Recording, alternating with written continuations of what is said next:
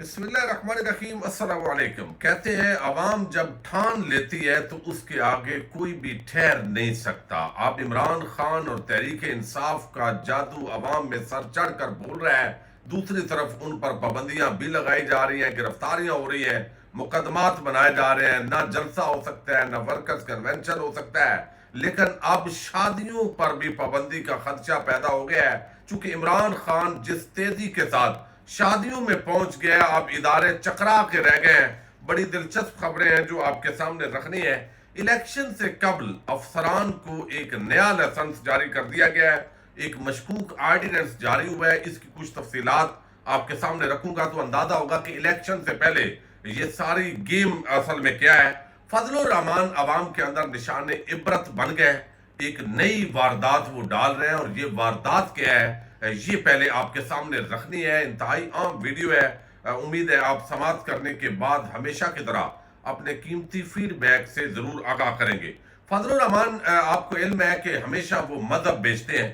کبھی انہوں نے نواز شریف اور بے نظیر جو تھی ان کو بھی جو ہے وہ اسی طرح فتوی بازی وہ کرتے تھے، پھر ان کے قدموں میں بیٹھے، ہر دفعہ انہوں نے تھوکا ہوا چاٹا۔ مذہب فروشی ان کا بنیادی ایک ہتھیار ہے۔ کبھی یہودی ایجنٹ بناتے ہیں، عمران خان پر بھی اسی طرح کے الزامات لگاتے ہیں، چونکہ اس کے علاوہ ان کے پاس بیچنے کے لیے کچھ نہیں ہے۔ لیکن جب عمران خان نے ابسلوٹلی ناٹ کہا تو وہ بھی ان کو اچھا نہیں لگا، چونکہ وہ سمجھتے ہیں اب وہ جو بھی بات کرے وہ جائز ہے، اور ان کا مخالف جو بھی کرے وہ غلط ہے۔ اب یہاں پر کیا ہوا ہے کہ اس وقت جو ہے وہ فضل الرحمان الیکشن کے ماحول کے اندر بھی الیکشن پر جلسہ کرنے کی پوزیشن میں نہیں ہے۔ اگر تو جمعیت علماء اسلام ایک سیاسی جماعت ہو تو وہ سیاسی کوئی نقطہ نظر اپنا منشور پیش کرنے کے لیے عوام کے اندر آئے، لیکن اتنی جرت نہیں ہے۔ اب جو فلسطین کا مسئلہ ہے، ظاہر ہے یہ بہت بڑا المیہ ہے، بہت بڑا سانحہ ہے، اور پورے امت مسلمہ کے حکمران جس طرح خواب خرگوش کے مزے لے رہے ہیں، جس طرح بے حسی کا مظاہرہ کیا گیا ہے، وہ انتہائی قابل مذمت ہے۔ لیکن اس کا جو فائدہ ہے وہ اٹھانے کے لیے فضل الرحمان میدان میں۔ اب وہ چونکہ الیکشن پر یا اپنا منشور ہے، کوئی نہیں اس پہ جلسہ کر نہیں سکتے، تو مختلف جگہوں پہ وہ طوفان الاقصی کے نام سے اپنے پروگرامز ترتیب دیتے ہیں۔ اس کا مقصد لوگوں کو لانے کے لیے تو یہ ہوتا ہے کہ بھائی فلسطینی مظلوم بھائیوں کی مدد کے لیے، ان کے حق میں اظہار یکجہتی کے لیے ہم یہ جلسہ کرنے جا رہے ہیں۔ لیکن جو اصل چیز ہے جس کے اندر جو دیکھنے والی ہے وہ یہ ہے کہ اس جلسے کے اندر ان کا جو اصل نشانہ اور ٹارگٹ ہے وہ عمران خان اور تحریک انصاف ہوتی ہے۔ وہ عمران خان کو یہودی ایجنٹ اور طرح طرح کے فتووں سے نوازتے ہیں۔ اب آج انہوں نے کیا کیا، بہاولپور کے اندر یہ ایک جلسہ تھا، اور اس کا جو عنوان ہے وہ رکھا گیا طوفان الاقصی۔ اب اس کے اندر جو تقریر ہے وہ ساری کر دی عمران خان کے خلاف۔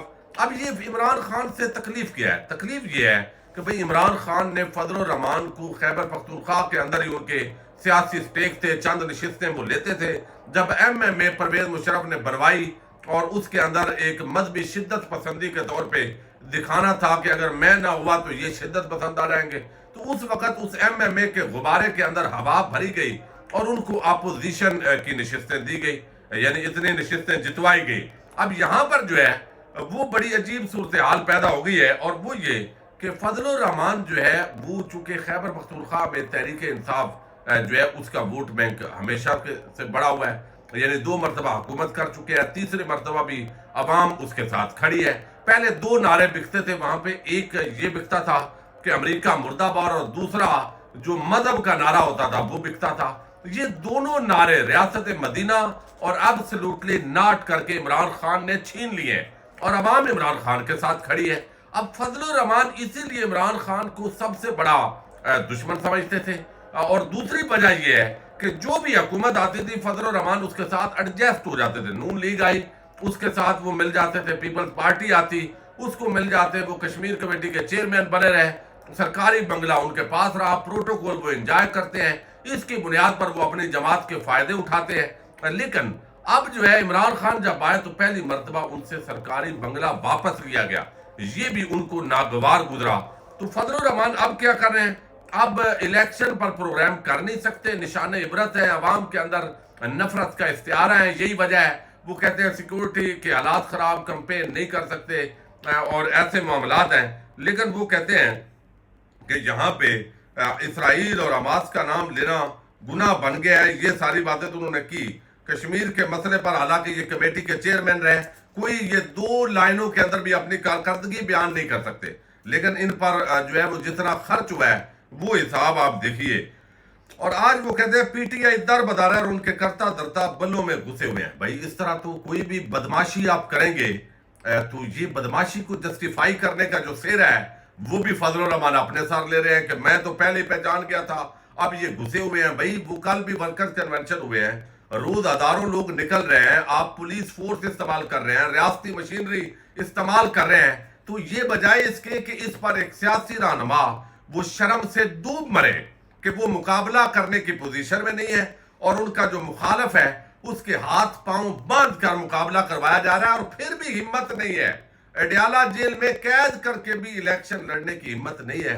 لیکن بجائے اس کے کہ ایک سیاسی رہنما اگر ہوتا فضل الرحمان تو اس کو شرم سے ڈوب مرنا چاہیے تھا, لیکن وہ اس کا کریڈٹ لے رہا ہے. یہ جو ظلم ہو رہا ہے, زیادتیاں ہو رہی ہیں, گرفتاریاں, نظر بندیاں, ناجائز مقدمات, اور یہ جلسے نہیں کرنے دیے جا رہے ہیں, یہ ساری چیزوں کا وہ کریڈٹ لے رہے ہیں بخوشی. ایک تو یہ معاملہ ہے. دوسری طرف ایک اور بڑی ڈیولپمنٹ ہوئی ہے, اور وہ ہے الیکشن سے پہلے سرکاری افسران کو ایک ایسا لائسنس ملا ہے کہ وہ کرپشن کریں.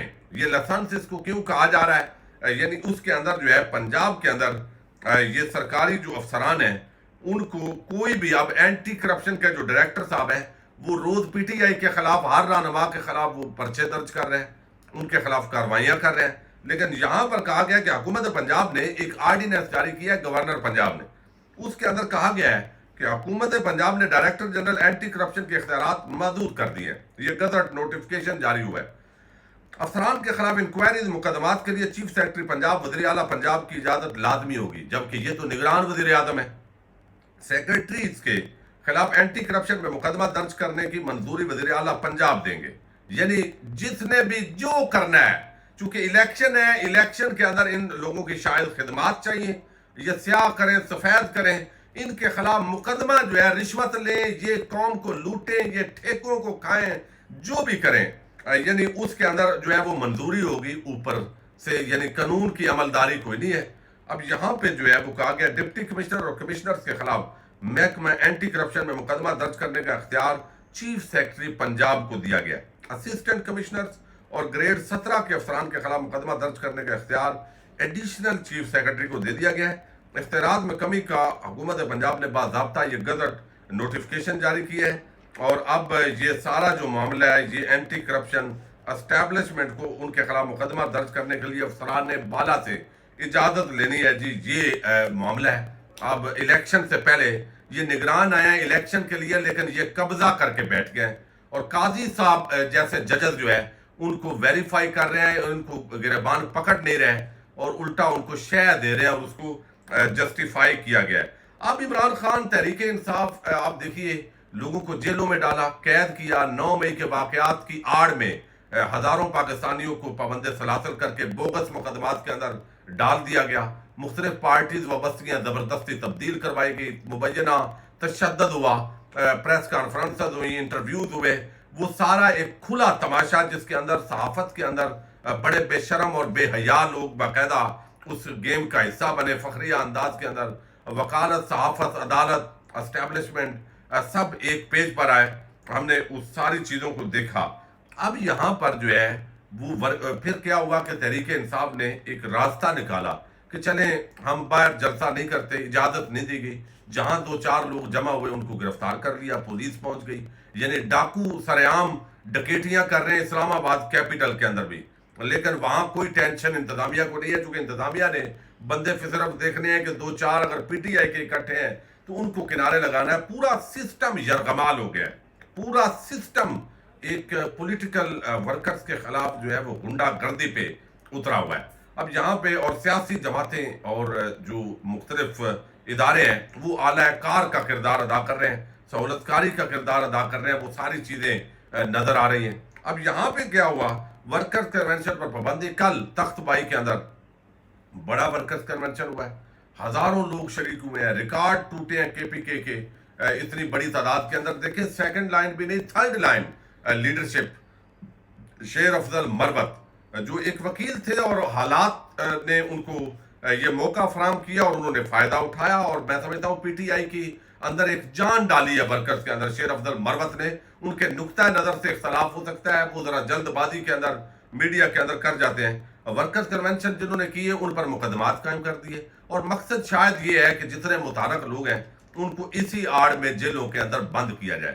تو کیا یہ الیکشن ہے بھائی؟ الیکشن کی ضرورت کیا ہے؟ ایک مجرموں کے ٹولے کو بٹھا دو جن کے ساتھ کوئی ڈیل ہوئی ہے یا جو بھی طے ہوا ہے، کوئی لندر پلان جس کا ذکر کیا جا رہا ہے۔ اب یہ سارا کچھ تو عوام روز دیکھ رہی ہے۔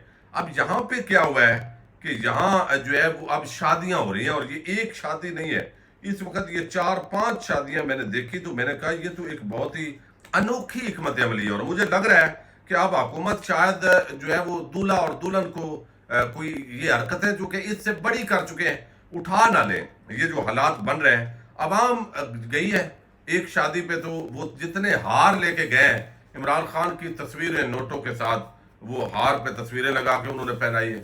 دوسری شادی کے اندر جو ہے وہ گانے گائے جا رہے ہیں، جو نغمے اس کے اندر عمران خان تحریک انصاف ہے۔